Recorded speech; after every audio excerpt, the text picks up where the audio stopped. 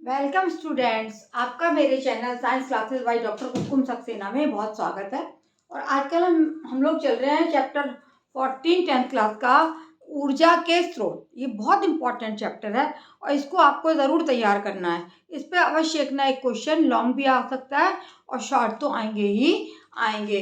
तो हमें क्या देखना है कि क्या है ये नॉन कन्वेंशनल सोर्सेज, वैकल्पिक और परागरित नॉन कन्वेंशनल वैकल्पिक और परंपरागत ऊर्जा के स्रोत क्या हैं। सबसे बड़ा आपको मैंने इससे पिछले उसमें विंड एनर्जी पढ़ाई थी और पवन चक्की के बारे में पढ़ाया था। आज मैं बताने जा रही हूँ आपको सोलर एनर्जी। सोलर सूर्य जो है हमारा निरंतर, हम विशाल मात्रा में 5 करोड़ वर्षों से निरंतर जो है हमें इससे विशाल मात्रा में ऊर्जा प्राप्त हो रही है और इसके हम बहुत उपयोग भी कर सकते हैं, बनाए गए हैं, बनाए जा रहे हैं। 50% इसका जो भाग है वो कहाँ रह जाता है, वो वायुमंडल में ही एब्जॉर्ब हो जाता है। केवल 50% भाग ही पृथ्वी पर आ पाता है। हम लोग अपने छोटे मोटे काम तो करते ही हैं, कपड़े सुखाना है और जो चीज़ भी धोते हैं वो सूख जाती है। आप दालें वगैरह रख देते हैं धूप में सूखने के लिए, ये सब तो एक घरेलू उपयोग है। लेकिन जैसे जैसे हमारे लोगों के यहाँ प्रौद्योगिकी का देश में विकास हुआ है तो बहुत अधिक ऊर्जा की मात्रा हमें आवश्यक हो गई है और परंपरागत स्रोत जो हैं वो धीरे धीरे समाप्ति की ओर बढ़ रहे हैं। कोयला है, लकड़ी है, पेट्रोलियम है।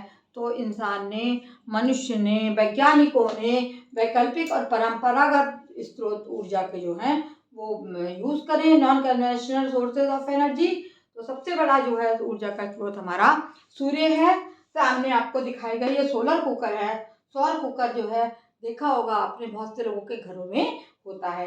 इसकी बनावट इस तरीके की होती है कि नीचे एक बॉक्स बना हुआ है और ये ऊपर कांच की शीट लगी होती है जो कि दर्पण होता है। ये दर्पण जो है किरणों को परावर्तित करने के लिए लगाया जाता है और ये माना जाता है कि काला भाग जो है वो अधिक ऊर्जा को अवशोषित करता है। तभी कहते हैं बहुत ज़्यादा गर्मी होती है तो आप काले कपड़े पहनकर मत निकलो। तो ये जो हमारा ऊर्जा का स्रोत है सौर कुकर, ये क्या करता है कि ये ऊर्जा के इस दर्पण से जो किरणें पड़ती हैं उनसे परावर्तित होकर ये काला भाग जो है, नीचे का भाग काला कर दिया जाता है और उसको जो है अधिक मात्रा में ऊर्जा एब्जॉर्ब करने की उसमें क्षमता आ जाती है और ऊर्जा को ये अवशोषित कर लेता है।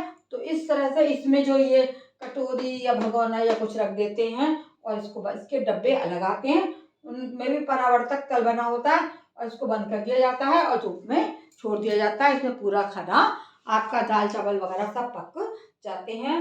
तो ये हमारे जो हैं वो वैकल्पिक जो है ऊर्जा के स्रोत हैं। इनका इम्पोर्टेंस को, महत्व को पहचानना चाहिए इंसान को और इस तरीके से आगे बढ़ना चाहिए।